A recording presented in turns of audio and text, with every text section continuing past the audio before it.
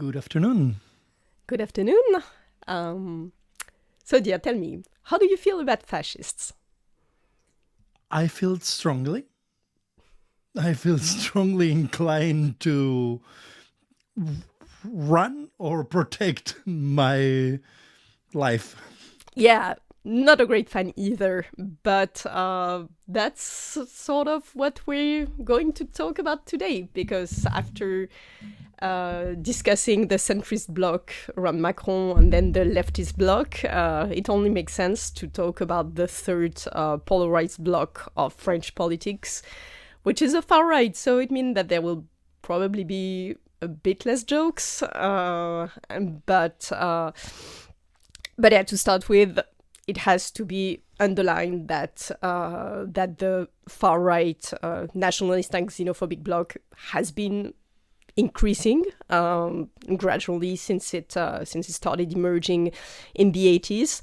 In the last presidential election, Marine Le Pen was again in the second round.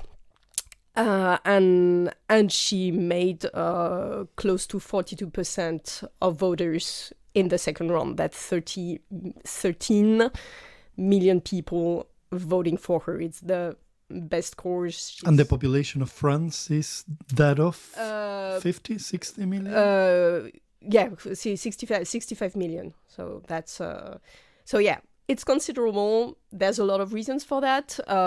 In some aspect, the French far right look a lot like the nationalist movement emergence in Europe, as you can see in Hungary, Poland. But it also has its very own historical specificities, and especially if we had the question that does France has a specific problem with racism, the answer is yes.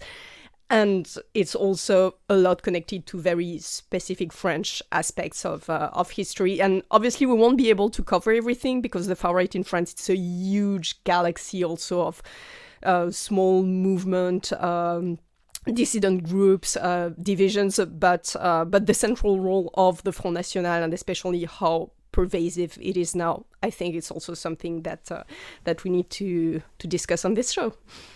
It is interesting to reflect that I believe I have the perspective that the French far right or the French extreme right has been present for longer than the current movement of far right rising, right? It's much, much longer.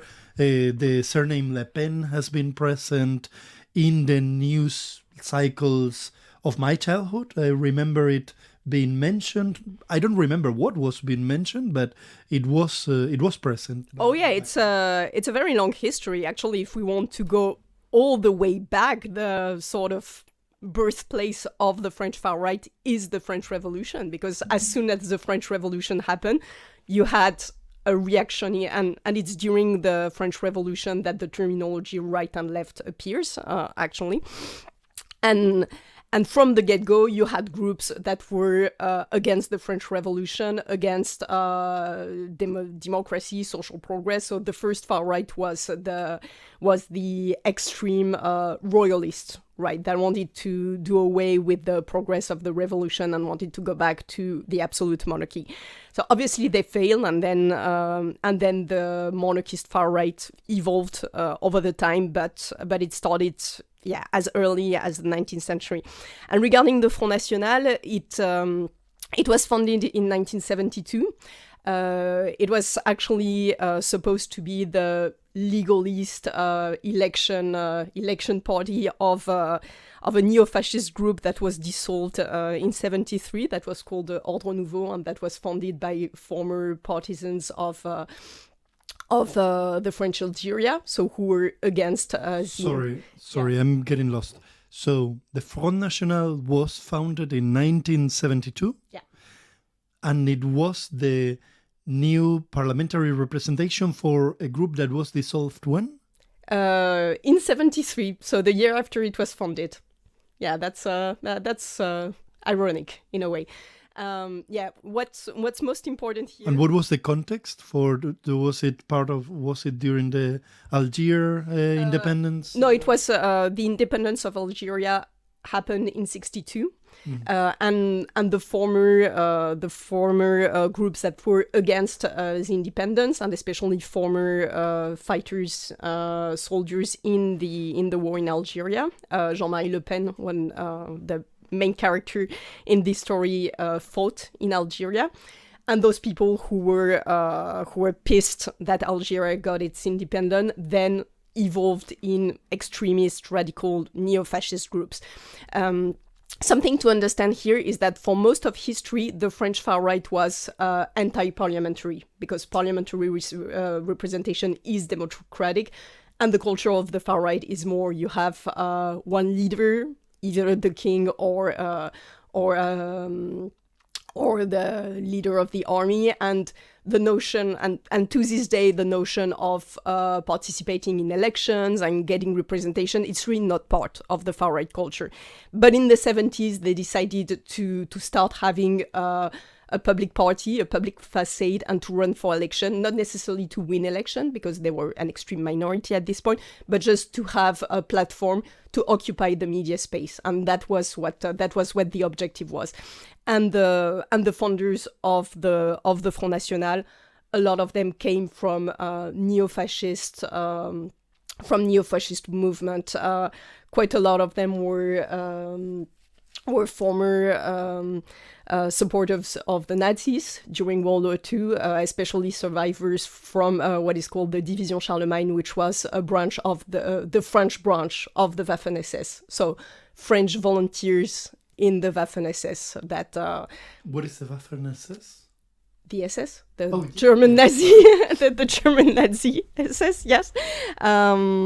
So just this is just to emphasize that the roots of the Front National are neo-fascist, because the Front National has known a lot of mutations, but to these days you will have some people having the discourse that no, but the Front National, it's not really far right. They decry the label of far right, saying that no, we are the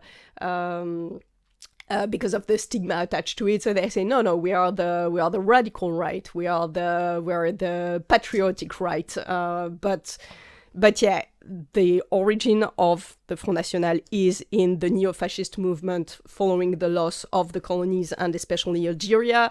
Their roots and program was always authoritarian, xenophobic, and racist. And in the past decades, they've tried to smooth this aspect to win the election, and it's been a very successful strategy. We'll get back to it. But yeah, there's this neo-fascist route is very important to remember and to underline, because some people are trying to actually put this under the rug.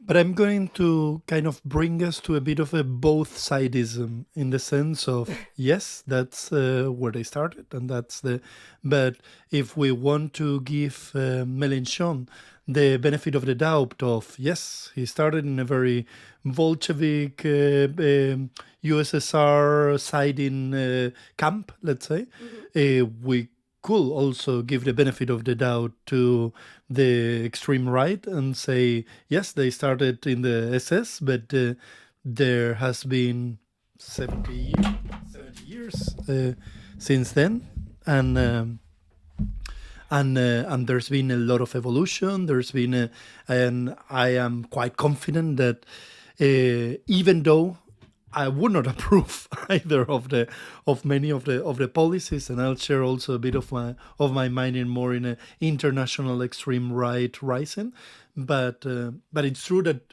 to be fair, if we want to be fair, we could engage with the idea of, yes, that's where they started, but there's been decades of evolution of persons evolving throughout their political history. Yeah, that's true, and actually that's also one thing with the Front National, which has been recently renamed Rassemblement National, but I'll keep calling it Front National for simplicity. The fact is that ideologically it has shown that it's very flexible, because their objective is just you have the 3 R's now. You have Rassemblement National, you have Reconquête, and you have Renaissance by Macron. Yes, and the Conservative Party rebranded itself Les Républicains, the Republicans, not long ago. So the 4 R's. Yeah, there's an R fetish in in party branding. What can I say? But yeah, that's a very good point, that the far right has always been very flexible ideologically, because again, the objective is power, and the objective especially is to get public funding, because the Front National, it's also a matter of dynasty. It is a Le Pen dynasty. So Jean-Marie Le Pen, the founder, was 38 years president of the Front National, and paid for that, and with a couple of electoral mandates, and Marine Le Pen took the succession in 2011, and most of the main positions in the Front National are people from the family or close to the family. So it's a very tight-knit network around the Le Pen family. And until the fall of the Berlin Wall, Jean-Marie Le Pen's position was actually rather liberal, pro-American, and strongly anti-communist. Until the end of the Cold War, until the fall of the Berlin Wall. Especially Jean-Marie Le Pen was a huge fan of Ronald Reagan, and was very open about this. And how not? and the ultra liberal model was defended by the Front National. But after the fall of the Berlin Wall, and especially in the 2000 and following the economic crisis, the ideological focus was more on a nationalist against a globalized world. So they really targeted the disenfranchised working class population, especially suffering for disindustrialization and job outsourcing and job loss. And then they went for a nationalist protectionist against globalist. But what remained ideologically from the 80s, because that's how they built their platform, was anti-immigration and security focus. So with the whole discourse being anti-immigration, with the idea that there's a massive immigration wave that's going to drown France, that we need to immigration wave from the former colonies, mostly. That's the problematic immigration. Yes, especially French racism was not that distinctive, because after World War One, the first wave of immigration that we had were Italian, Portuguese, then we had some Eastern European immigration wave. But now the focus on immigration is especially North African immigration, and also connected with a very strong Islamophobia. I feel that I've been swindled. Spain has always my cultural upbringing in the Spanish culture has always brought me to think of the French as the rival, and the French don't even think of Spain as a rival. It's no. Yeah, I'm very sorry. No, these days we absolutely love the Spanish and Italians, but for a while you send us your best politicians to have second careers. Yes, exactly. But yes, so yeah, the core of focus on immigration, insecurity, and especially feeding on the fear of immigration and insecurity has been the one constant. What's interesting, and that's been part of the discourse since the 80s, you're saying? Yes, exactly, because in the 80s was when the economic crisis really starting taking hold with the oil shock and the oil crisis, so the increase of oil prices. That's when unemployment started to rise in France.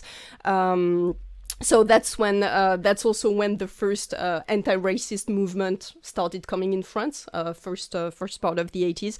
So as a reaction, there was this very strong exploitation of fear of immigration,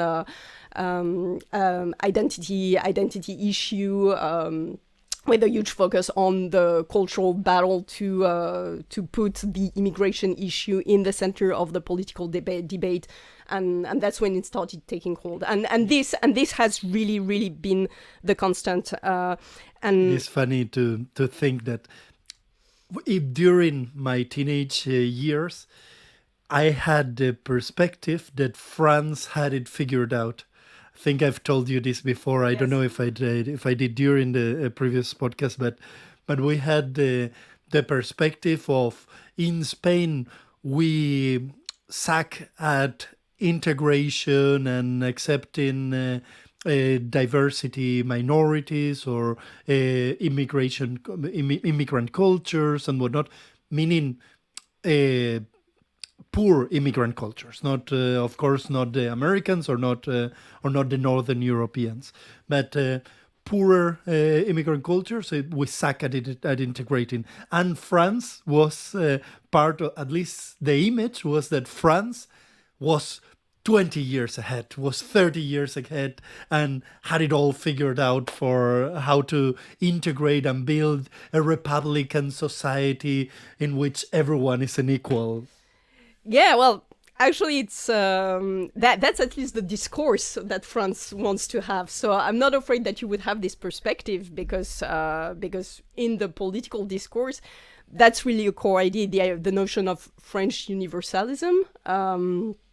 The idea that that anyone can come to France, and once you become a citizen, you're French no matter what. But you need to convert. No, it's yes, like converting to Christianism. exactly. So that's the nasty hidden truth, is that yes, you have to show proof of assimilation. How do you do that? How many croissants do you have to eat every week? Well, that the thing is that the notion of French identity, like any identity notion, is extremely vague, and as soon as you start asking, okay, but how do you define it, and anti-racist activists especially point out the former colonies that we still have, the Caribbean islands, saying that but the population of this culture are French, definitely, but they are not part of the dominant culture. So are you going to call them not French? And of course, as soon as you ask, okay, but how do you define being French? Usually the far right people, they start stumbling, and they have, oh, but you there's also a huge focus on secularism, which is also very hypocritical, because there's a lot of structures and tradition that we have that are very much Catholic, but since if it's Christian, it's not the same. So yeah, there's this sort of hypocrisy of French universalism, but with a very narrow focus on everything that and no head should come up. So everything that manifests a bit too much a different culture, and especially a different religion. And again, Islam has been a huge focus with this. It's not really French, and that's where you get a lot of tensions. So I would like to talk a bit about what are the policy proposals now. Where are they standing now? So it's all good and well that we talk about the history, where is it coming, and of course it conditions what do we grow into, and where do we evolve to. But where are they standing today? Yeah. So one thing to underline is oftentimes the program, the details of the programs are very vague, because again, most of the time it's about occupying the media field. But like I said, so starting from a very liberal spot in the 80s. In later years, and especially since Marine Le Pen took over the party in 2011, there has been a turn with the idea of dédiabolisation. So it means literally taking the devil out, so making the party more respectable, more palatable, seeming less dangerous. And the way they've done that is especially to consolidate their popular working class vote, is to have a bit of a more social turn.